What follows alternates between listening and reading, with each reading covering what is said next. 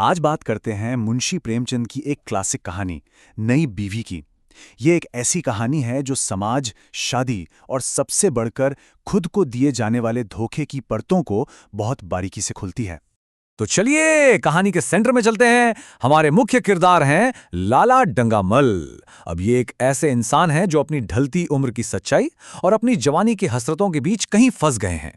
ये एक लाइन सोचिए जरा, ये एक लाइन लाला डंगामल के अपनी पहली पत्नी लीला के लिए जो नजरिया था ना, उसके बारे में सब कुछ कह देती है। बिल्कुल क्रूर और मतलबी। और यहीं से आप देखिए कहानी के पूरे पाखंड की नींव रखी जाती है। और ये पाखंड यहाँ बिल्कुल साफ दिखता है। एक तरफ अपनी 40 साल की पत्नी को वो बूढ़ा मानते हैं और दूसरी तरफ 45 साल की खुद को जवान। ये एक क्लासिक केस है उस दोहरी मानसिकता का, जहां मर्दों और औरतों के लिए नियम बिल्कुल अलग अलग होते हैं। तो होता यह है कि लीला की मौत के फौरन बाद लाला डंगामल एक बहुत ही कम उम्र की लड़की आशा से शादी कर लेते हैं। उन्हें लगता है कि बस यही है वो चाबी जो उनकी खोई हुई जवानी को वापस ले आएगी। लेकिन जैसा कि अक्सर होता है, लाला जी का ये नया सपना बहुत जल्दी ही एक ठंडी कड़वी सच्चाई से टकरा जाता है। तो चलिए आगे देखते हैं कि कहानी किस तरह से करवट लेती है। आशा का घर में आने के बाद जो मिजाज है उसे बयान करने के लिए एक शब्द बिल्कुल परफेक्ट है, अफसुर्दा। मतलब उदास, दुखी, मनूस। वो उस पौधे की तरह हो जाती है जिसे आप कितना भी पानी दें वो खिलने को तैयार ही नहीं है। और ये चीज उनके बीच की जो इमोशनल दूरी है ना, उसे बड़ी खूबसूरती से दिखाती है। लाला जी क्या नहीं करते, सिनेमा, थिएटर, महंगे तोहफे, साड़ियां, लेकिन आशा की तरफ से बस खामोशी। वो भावनात्मक रूप से जैसे किसी ताले में बंद है और चाबी कहीं खो गई है। तो सवाल ये उठता है कि इस ठहरे हुए मुर्दा से माहौल में जान कैसे आएगी? भला ऐसा क्या हो सकता है? खैर, इसका जवाब आता है, और एक बहुत ही अनएक्सपेक्टेड तरीके से। तो इस मुर्दा घर में जान फूंकने का काम कौन करता है? वो करता है जुगल, एक 16 साल का नया लड़का जो पुराने महाराज की जगह रसोई में काम करने आता है। और बस घर में जैसे एक नई हवा बहने लगती है। आशा और जुगल रसोई में उनका एक अलग ही रिश्ता पनपता है। एक ऐसी जगह जो लाला जी के असर से, उनके पैसे से, उनकी सोच से बहुत दूर है। वहां मजाक है, छेड़छाड़ है और एक अपनापन है।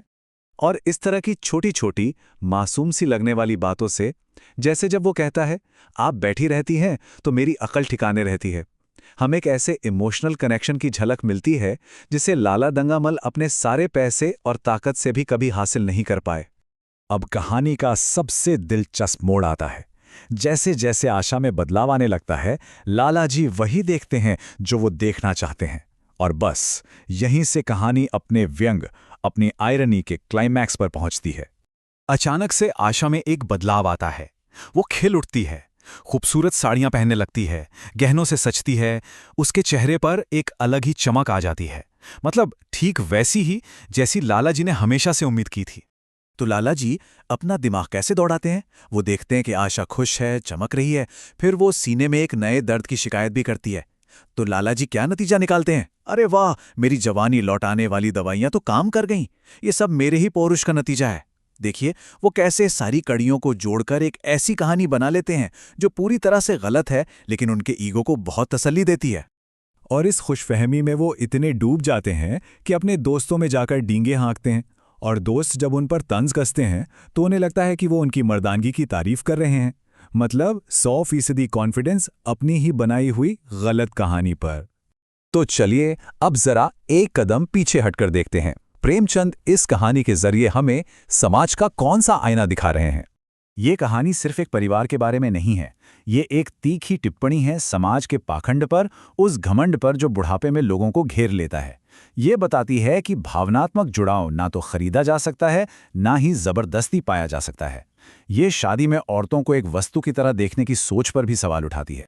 और कहानी का जो आखिरी फैसला है वो सुनाता है जुगल, जब वो आशा से कहता है कि मेरा ब्याह कोई 50 साल की बुढ़िया से कर दे तो मैं घर छोड़कर भाग जाऊं या खुद जहर खा लूं। ये शब्द जो खुश होती हुई आशा सुनती है, लाला जी की पूरी कोशिश पर एक तमाचा है।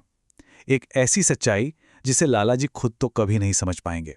और आखिर में ये सदी पुरानी कहानी हमें एक सवाल के साथ छोड़ जाती है। क्या आज के समाज में लाला डंगामल और आशा जैसे किरदार मौजूद नहीं हैं? ये हमें मजबूर करती है कि हम इन किरदारों को सिर्फ कहानी के पन्नों में ना देखें, बल्कि अपने आसपास देखें। शायद ये आज भी हमारे बीच ही कहीं मौजूद हैं।